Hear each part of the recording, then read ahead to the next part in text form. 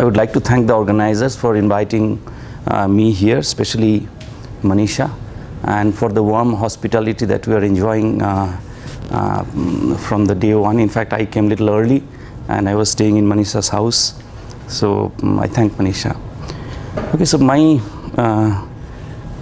talk today is about key share, and I'm really not an expert in this area, just learning. And while learning, with my student, PhD student Jay Mehta, we did some work, and I would like to talk on that. Especially Manisha told to speak something on cryptography. So this key establishment is a process where two or more entities, they share a secret key for various reasons, mainly for cryptographic objectives like confidentiality, data integrity, etc. And classically, in asymmetric crypto-based system, Diffie-Hellman's key exchange is the classical one, which mainly uses exponentiation, which is, as Balu was telling yesterday, that it is easy to do. And but this Diffie-Hellman key exchange provides unauthorized key agreement, where these days you need various kind of security, safety, while sharing keys. Of course, in symmetric keys cryptography, you have to share your keys, and even in asymmetric crypto system also, sometimes you have to share your keys. So you would like to do it in a safer way. Diffie-Hellman is no more secured, and so basically its security, its safety depends on this interactability of Diffie-Hellman problem and the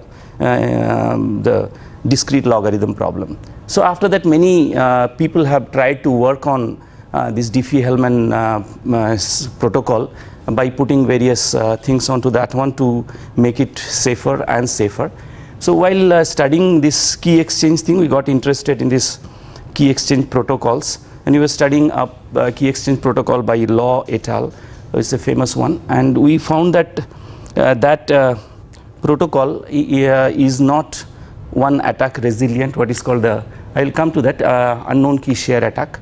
So we put in one more pass into that one by using this cryptographic bilinear maps. I will come into all those things. And now, even though it is a little more time consuming, maybe a little more expensive also compared to theirs, but sometimes what happens that many system in many places, they would like to spend a little more money and would like to get more security by doing that. So let's go ahead. I'll do things slowly and explain all those terms I use. So we will describe two pass protocols, two pass protocols. I'll come what is this pass and all. One is this MTI-AO, which is very common, and another one is given by Law et al., as I was telling.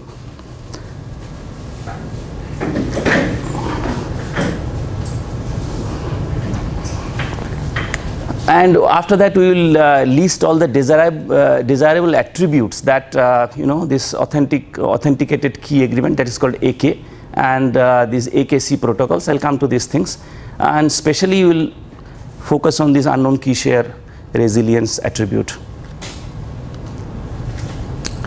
And we will show these two protocols, this MTI-AO and this one given by Law et al. This is very popular one. These two protocols are not unknown key share attack resilient.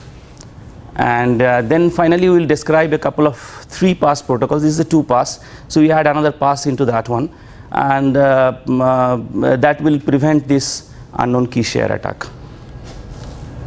And this is a joint work with my student, and this will appear in discrete mathematical sciences and cryptography. Okay, so key establishment is a process whereby 2 or more maybe, they established a shared secret key, or sometimes it is called session key. There are 2 different approaches to these key establishments. And the first case, what happens that one party generates a session key and then securely transmits it to the other party. So this is known as enveloping or key transport. This is not very popular. The other one where most commonly utilized is both entities, both or if there are more parties, contribute information from which a joint key is derived. This is the most popular one where both parties are responsible for developing the key, and this is known as key agreement. And a key agreement protocol is said to provide what is called implicit key authentication. A and B are two parties of B to A. If A is assured that no other entity besides B can possibly ascertain the value of the secret key. Okay, if A is assured. A key agreement protocol that provides mutual implicit key authentication, mutual means for both of B to A and A to B, then it is called a AK protocol, authenticated key agreement protocol, if this attribute is there in that. And a key agreement protocol that provides key confirmation of B to A if A is assured that B possesses the secret key. So this authentication was not there in this Diffie-Hellman thing. And a protocol which provides mutual key authentication as well as mutual key confirmation is called authenticated key agreement with key confirmation protocol. Or in short, it is called AKC protocol.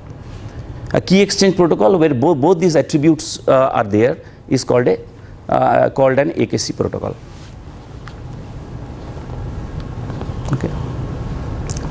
And so the attributes what we expect an AKC protocol should have should be protocol should be able to withstand both passive attacks and active attacks. Passive attacks means when this communication is going on, so various data are being transmitted. So people may pick up the adversary may pick up from there and try to impose some key as a to know all the data going. And active means when this data is going, then the third party, the undesirable entity, poses as if it's A or B, and then directs both A and B as the third party wishes. So so one would expect that both these attacks, it should be resilient to both passive attacks as well as active attacks. So these are the following attributes that one would expect in a key share protocol should have. Is a known key security. So each run of key agreement protocol between A and B should produce a unique secret key. So this is session key. A protocol should still achieve its goal even if an adversary has learned some of the session keys. So even if the communication is going on and every time it goes on, a session key is developed. So even if an adversary knows previous session keys, still the forward motion should not be stopped. So this is known key security. And forward security. So forward security is if long-term private keys of one or more entities are compromised. So this is the private keys, even if it is compromised, the secrecy of the previous session keys should not be affected. Okay. So this is forward secrecy, that even if the private keys are one or more parties have been known, compromised, still the previous previous data should not be revealed to the person, to the adversary. So this unknown key, this known key security and forward secrecy. These are the two attributes which is important. And then key compromise impersonation resilience. The knowledge of A's long-term private keys allows an adversary to impersonate A. However, it should not allow the adversary to impersonate other entities to A. Okay. It might be able to impersonate as A, but he should not be able to impersonate other entities to A. So this is key compromise impersonation resilience, and this is the unknown key share resilience. Entity A cannot be coerced into sharing a key with entity B without A's knowledge. That is, when A believes the key is shared with some entity C which is not equal to B, and B believes that the key is shared with A. Okay. So this is unknown key share resilience. So A cannot be coerced into sharing a key with entity B without A's knowledge. A should be knowing that it's sharing a key with B. That is, when A believes the key is shared with some entity C who is not B, and B believes the key is shared with A. So this type of situation should not happen. Okay. You'll see we'll have some example that how this can affect in a practical situation. And the key control, neither A nor B can predetermine or control any portion of the shared secret key that is being established during the protocol run. Okay, so these are some of the entities, some of the attributes that you would expect AKC protocol to have.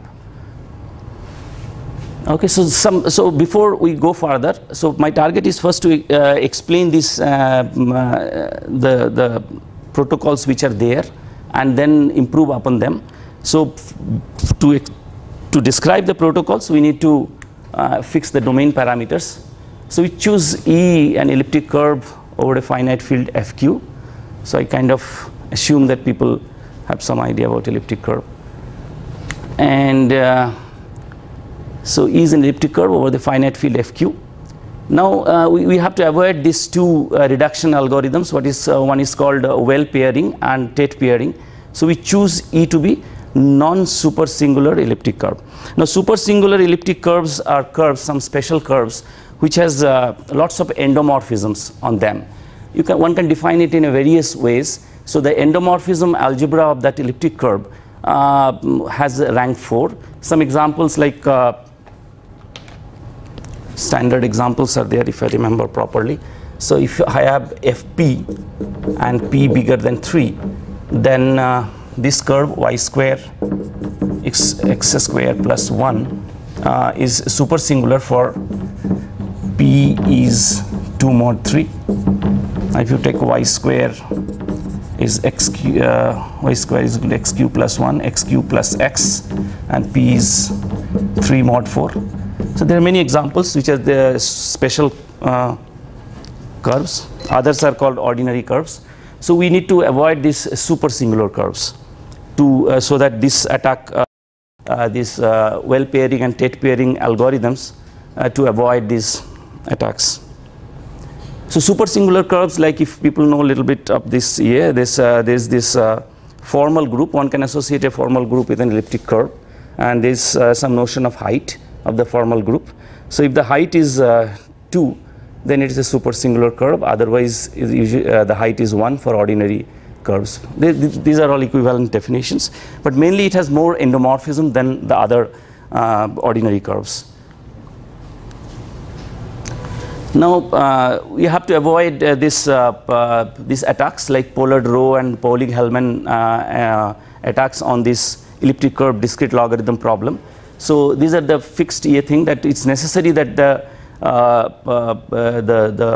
number of points of elliptic curve over FQ is divisible by a sufficiently large prime n.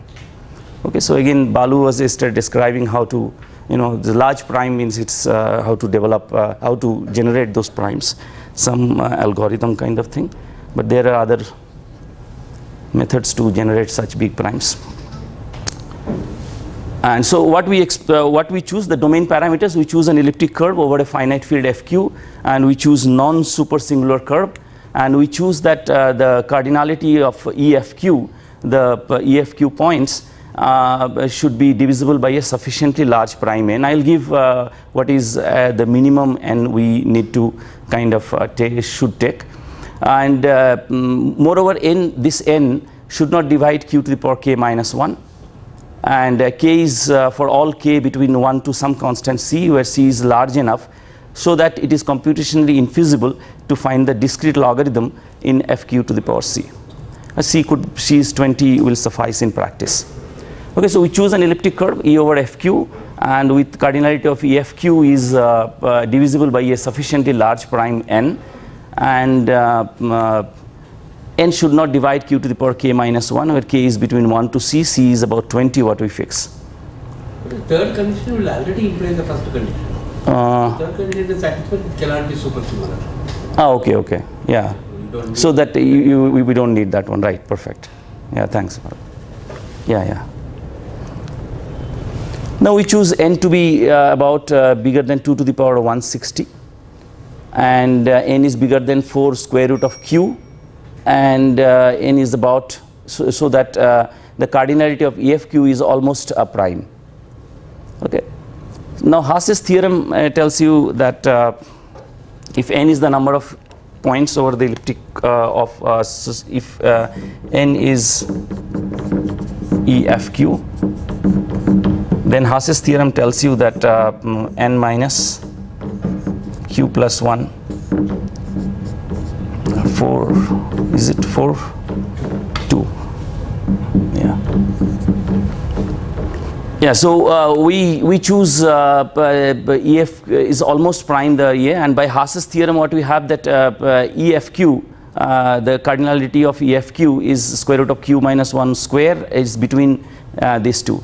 Hence n bigger than 4 square root of q implies that n square does not divide EFQ, and thus EFQ has a unique subgroup of order n. Okay, so that we need a unique subgroup of order n in EFQ. And now also we have a square root of q plus 1 square minus this is 4 square root of q. So there is a unique integer h so that q plus 1 minus 2 square root of q. So this h I will be using. So we have to remember this n, we have to remember this h, and so nh is between these two, and so h is the floor of square root of q plus 1 square divided by n. So the EFQ, the cardinality is actually nh. Okay, so n is the unique subgroup what we have of order n, and h is in between q plus 1 minus 2 square root of q nh, and so the cardinality, this number of elliptical points over FQ is actually nh. That's what we want. So this, so that was the parameters which we needed to be fixed before we go into those protocols. And now I speak a little bit about this cryptographic bilinear maps which we will be using. So they are very useful in this pairing based cryptography, and the idea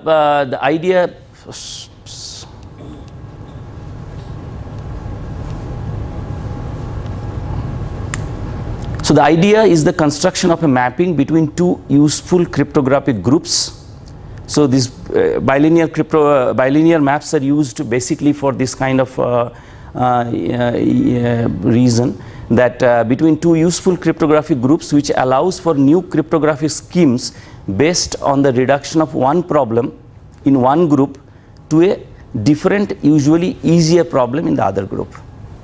Okay, so these maps take you from a group where your problem may be difficult to another group where your problem might be easier, and the discrete logarithm problem is not going to change. That we'll see later, that even if you have this, you use this bilinear map going from one group to the other group to reduce your problem here, but the difficulty of cracking the problem will remain same.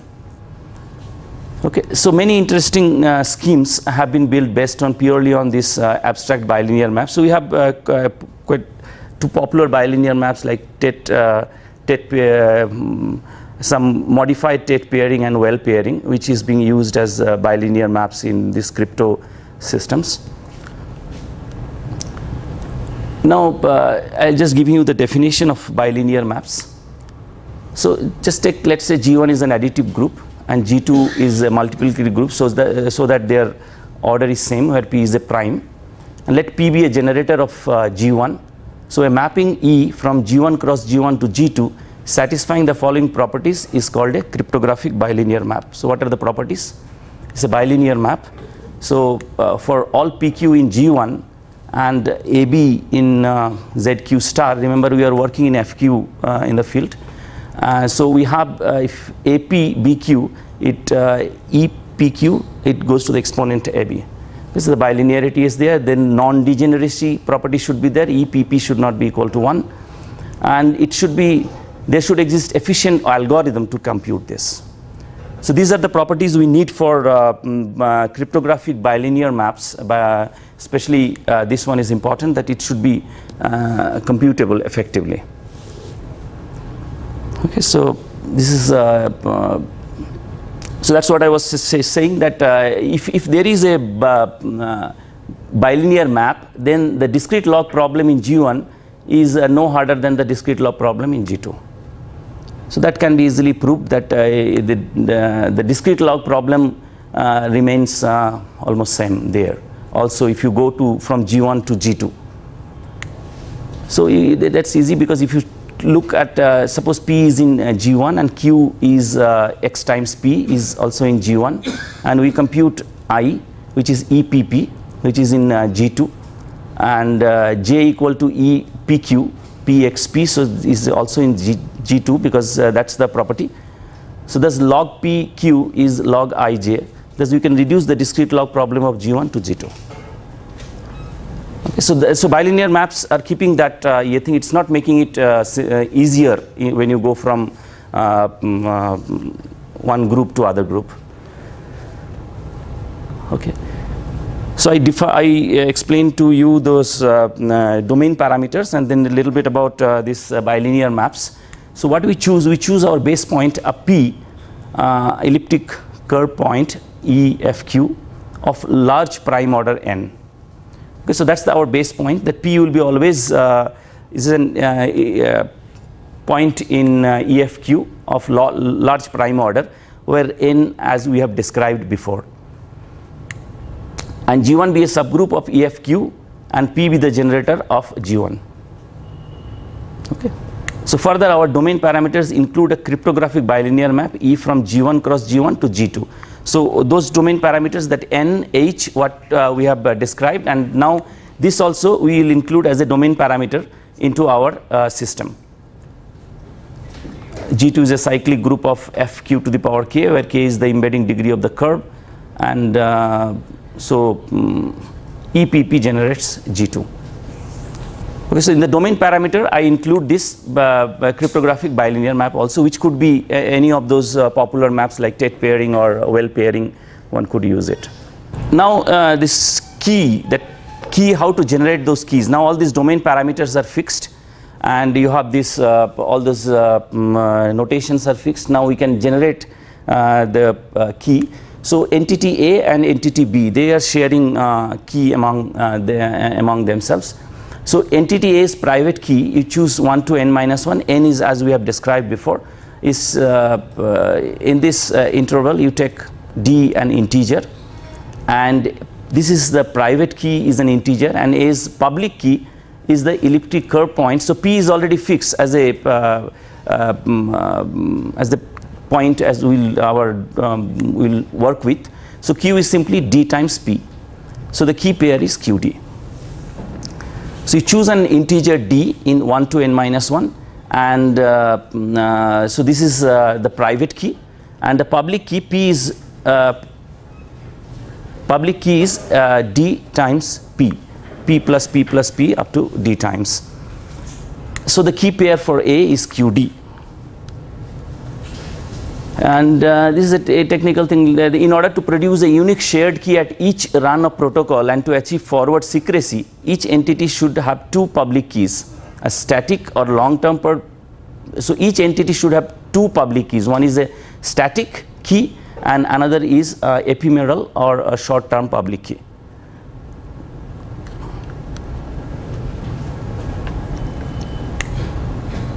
A new ephemeral key, that is the short-term public key, is generated during each run of the protocol. A's static key pair is denoted. So this will be the notation I will be followed. So this is that static key, the public key. Two public keys. One is a static key. One is a ephemeral key. So the static key will be denoted as capital WA and little WA, and the ephemeral key will be denoted by RA and little RA. So these are the notations I will be following throughout. So the static key is WA and little WA, and ephemeral key is capital RA and little RA. And we'll also assume that the static public keys are exchanged via certificates to make it more safe. So certificate cert A denotes A's public key certificate containing a string of information that uniquely identifies A, like maybe name, race, or some number, and her static public key. So the certificate will include some informations which particularly identifies A, and this static public key, that is WA. So these two will constitute the certificate. So each time some communication is there, it will go with a certificate.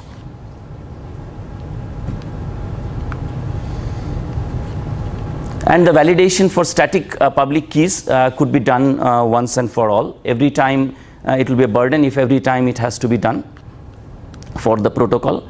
And that H factor which we had seen, H factor, factor H is multiplied the generation of the secret key K. So K will be always the secret key. So that K is a finite point on the elliptic curve E. So finally you will see that it will be a finite, it will be a point on the elliptic curve when that K is generated. And how this public key validation will be there. So an embedded public key validation of a public key Q, which is XQ, YQ, is again an elliptic curve point, is accomplished by verifying that Q is not the identity or the point at infinity for the elliptic curve when you make it. And this is in the field FQ, and Q is also, Q satisfies the elliptic curve equation. So it will be the validation can be done by this way. Okay, so now all the basic things are being done, the domain parameters and what are the things we expect. So this is one of the popular protocol, MTI-AO protocol. It's by Matsumoto, Takashima and Imai. So this MTI-AO key agreement protocol was produced by these three in 1986. These were designed to provide implicit key authentication and do not provide key confirmation, this one. So how does it work, this MTI protocol? What A does, A selects little RA, which is again a point, one integer in this interval 1 to n minus 1, and computes RA P. P is that elliptic curve point which you have already fixed. So A selects RA, which is an integer in this interval 1 to n minus 1, computes capital RA, which is ephemeral key, you remember. So this is RA P, and sends with the certificate this RA to B. That's the first thing A does. And what B does, B selects RB, little RB, which is again another thing, computes this capital RB and sends RB cert B to A. Now A computes K, which is little WA RB, RB has come to her, and little RA and capital WB. So this is the secret key, because once you put it here, this this is RB is little RBP, you put it here and here, so you can take out P. So this is the secret key, and B also computes, B gets the same thing here. Okay, so WA RB plus RA WB P. So this is the shared key, they share like this between themselves. This is MTI-AO protocol, and and this one is not unknown key share attack resilient, that I can show you. So in one of the variant of unknown key share attack, the adversary E wishes to have messages sent from A to B identified as having originated from E herself. Okay, this is one of the way that this unknown key share attack can be there, that this adversary E wishes to have messages sent, A is sending to B as having identified, identified as having originated from E herself, like B might be knowing that it is coming from E instead of A. So to accomplish this, suppose the adversary can do it in the MTI protocol by doing this. E selects an integer little e in 1 to n minus 1, computes capital WE, which is E times WA. WA is known. So E times little WAP, which is WAP, and gets this certified as her public key. So makes it as her public key, E. You note that E does not know the logical private key WE, which is EWA. That little WE she doesn't know, because she cannot mod n, which corresponds to her public key, because the discrete log here is intractable. That we have made sure that the discrete logarithm problem cannot be solved here, although she knows little e.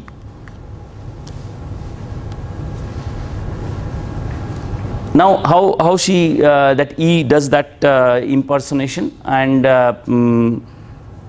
so E intercepts A's message. So this is A's message to B, RA cert A, replaces it with RA cert E, which is in the previous slide I showed you how she prepares this certificate for herself and sends it to B. B sends that RB cert B to E, who forwards this E RB cert B to A. So in between E is there because E has intercepted the message, has calculated her certificate, and it is sent to B. Now B will be sending it to E, RB and cert B, and she changes is that way and sends it to A. And A computes the key as before, and B computes the key as before. A and B now share the secret key, even though B believes he shared the secret key with E, because B is sending it to E because it is coming from E. Note that he does not learn the value of K. Hence the attack illustrates that MTI protocol does not process the unknown key resilience attribute. It's not there in MTI AO protocol. People have worked on that one. People have added passes on MTI protocol also to make it unknown key share attack resilient. But this cryptography bilinear map was not used in those cases. Now it is another thing to see which one is more efficient or more economic. Now there is in a practical situation it can happen, which was given by Diffie, Wiener and Oshkott, that in practical situation this can happen, that this unknown key share attack, you might lose all your money, and so suppose B is a bank and A is an account holder. Certificate issued by the bank headquarters, and each certificate contains the account information of the holder. Suppose that protocol for electronic deposit of funds is to exchange a key with the bank branch via a mutually authenticated key agreement. Suppose this is the process that each account holder with the bank, they have a key share among themselves. Authenticated key agreement is there. Once B has authenticated the transmitting entry, encrypted funds are deposited to the account number in the certificate. And if the attack is launched successfully, then the deposit will be in the E's account instead of in A's account. Okay, so this can happen that because B will be thinking that it is coming from E. So when B gives the direction to the bank with the certificate and other things, the bank will deposit the money to E instead of A, even though it has come, he was supposed to give it to A. So this unknown key share attack is an important in the practical situation also too. So the protocol should be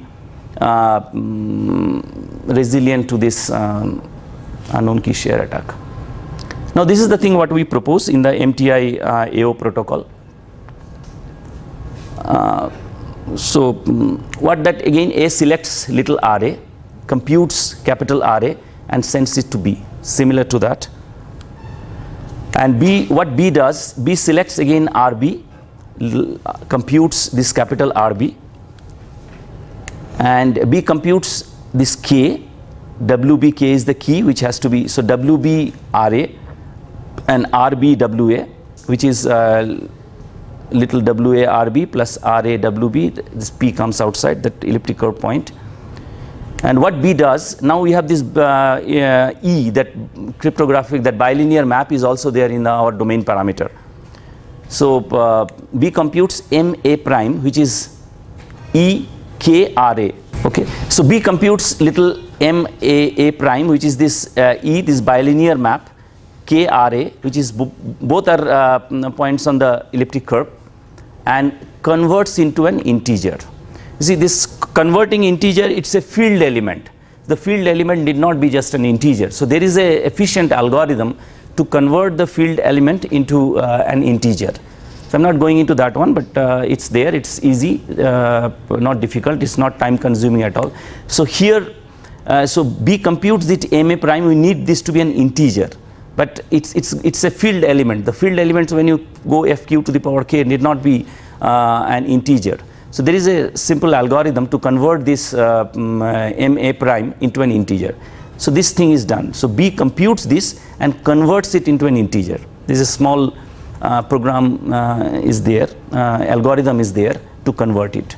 Then computes this capital MA prime, which is this integer times P, and sends this one and MA prime to A for validation, for verification. So this is the third pass what we attend.